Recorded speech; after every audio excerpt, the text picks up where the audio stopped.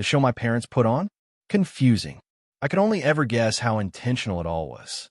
I could not bring myself to see my father that way. The moments of real nastiness intermingled with times of kindness, care, or at least the performance of it. My father sprinkling his criticism and bullish outbursts with words of encouragement, praise, on a couple of occasions, even apologies from him directly over how he had behaved. The break in the tension, such a relief, but also dangerous because it lowered your defenses, leaving you feeling hopeful it would all be different from now on. It never was.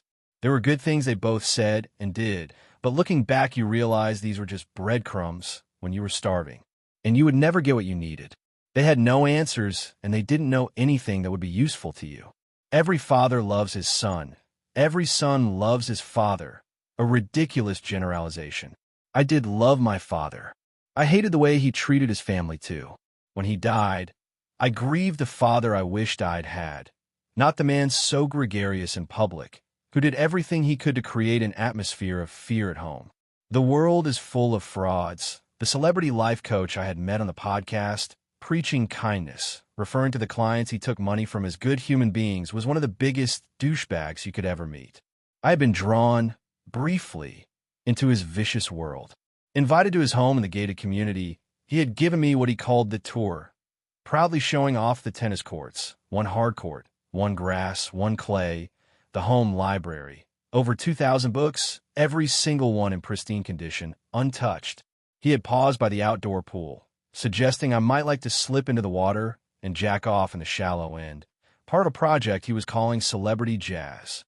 I had, of course, declined, only to discover later he kept a secret video library of celebrities who had jazzed in his pool and kept them as insurance in case the life coach thing burnt out.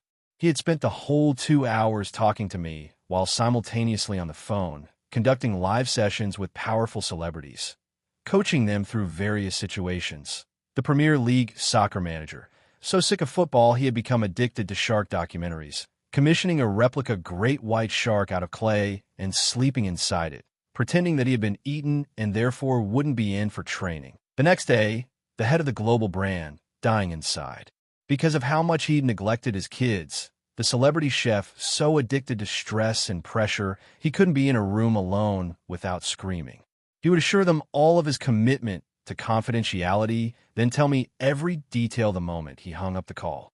He had sat me in his home office for an hour delivering a pep talk. I was a great writer, the #1 writer in the world, and it should say that on the cover of my books. I should have a book coming out every year. I should pay someone to write them and sell them and take the money.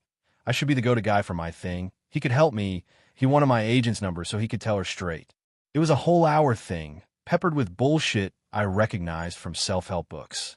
He wasn't kind. He was a manipulator, his whole fake persona a fraud, smiling at people he secretly hated.